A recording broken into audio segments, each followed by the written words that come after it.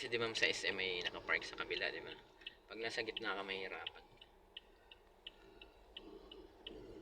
Makatawagan mo ba yung guard? Guard!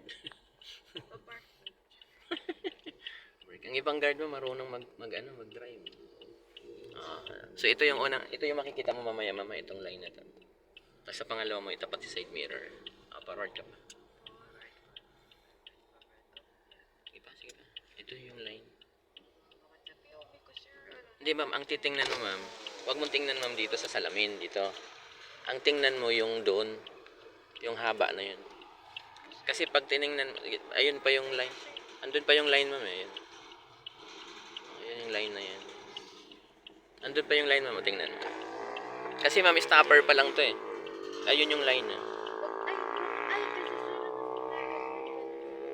Alin? Mas na-forward kasi ako yung upuan ko. Kaya parang yung POV ko, yung side mirror, pantay na. Pantay na dun sa guhit? Opo. Dun sa guhit na yun? Opo. Yung puti na yun ba? Okay. Oo. Para na side mirror, pantay na. Oo, sa puti na yun. Opo. Okay. Kasi nakasandal lahat. Sige, subukan. Kasi kung titingnan mo siya, ma'am, kahit lumabas ka, ma'am, hindi pa siya nakapantay. Sa stopper, parang na halos brake po. Yan yung ganyan, dapat ganyan. Ito yung puti eh. Yan yung puti na yan. Oh, so ang tingin ko sir, hindi nakasandal na view ko, kailangan nakaganyan ako. Hindi mo siya titingnan ha dito. Opo, yung Doon. mismo physical na block. Pinapantay ko. Pag nandito ako sir, lagpas ka na. Tapos pag nandito ako, yan, tama ka sir, pantay. Oo. Kaya kailangan ipantay mo to, the side mirror. Kaya ako gaganto. Kaya isusukat mo siya bago ka mag-diagonal. So ganun yung view. Oo. Kasi pag kinapos yan, medyo pag atras mo doon alanganin siya ulit. Nakasandal na view. Kaya tansya din yun pag ganun. Okay, ulitin natin. Sige, ganun ulit gawin mo. Full turn ka ulit. Kasi lang daming naglalakad. Pwede ba mag-signal? Okay lang ito mag-hazard. Kasi pag nag-signal ka, maguguluhan yung pagkapadot. Okay, full turn. Ito na yung mission natin araw-araw. Magpa-park na tayo lagi. Para hindi ka mahilo. Hilo sa parking. Kunti-kunting brake ka. Dito mo siya makikita mo na ma'am. Sige pa. Forward. Brake pa. Brake mo. Tingnan mo, dito mo muna siya makikita. Yung unang line. Bago ka umatras. Pag tumingin ka ngayon dito ma'am, nakikita mo na ba yung line? Ano? Brake nyo pa. Brake nyo ulit. Yan. Nakayuko masyado yung side mirror. Adjust mo ulit.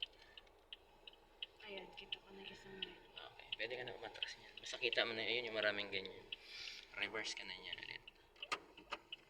Okay. Tapos ganun. Manibela. Full turn sa kanan. Yun. Tingin sa kaliwa. So pag atras mo ngayon ma'am, ito, basta lumabas dun dapat sa kaliwa. Yung line na yan, yung nakikita mo ditong line. Okay, atras. Break ng konti para mabagal. Yan, nakikita mo na yung guhit. Yung stopper na lang, hintay mo. Medyo malayo pa eh. Break ng konti. Ano po yung stop? May maiksi pa dyan. Tingnan mo dito, mahaba pa dito. Konti pa. Kayo mga naglalakad kayo. Yan, break.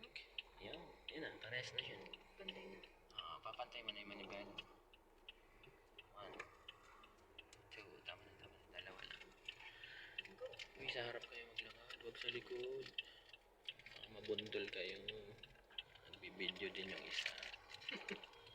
Baka mabidyohan din tayo sabay na bundol. Tinan mo, nasa likod sila dumaan. Yaman na. Baka sabihin nakikipark nga lang kayo pa nagre-reklamo. Gas pa kayo. Okay. Yan, bitaw. Konti pa. Pwede mong iakit mo. Sige, gas niya pa. Yan. Nahihirapan kasi siyang umakyat yun, ma'am, yung gutter na yun. Ang gawin mo, ma'am, parang kakay kanina, forward ka ulit ng konti.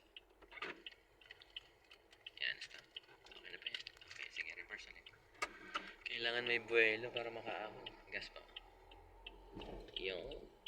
Sige, pwede mong ibangga konti sa stopper. Okay. Maligay mo sa part. Yan yung purpose ng stopper, ma'am. Para hindi ka mapunta sa pader. Ah, isa pa.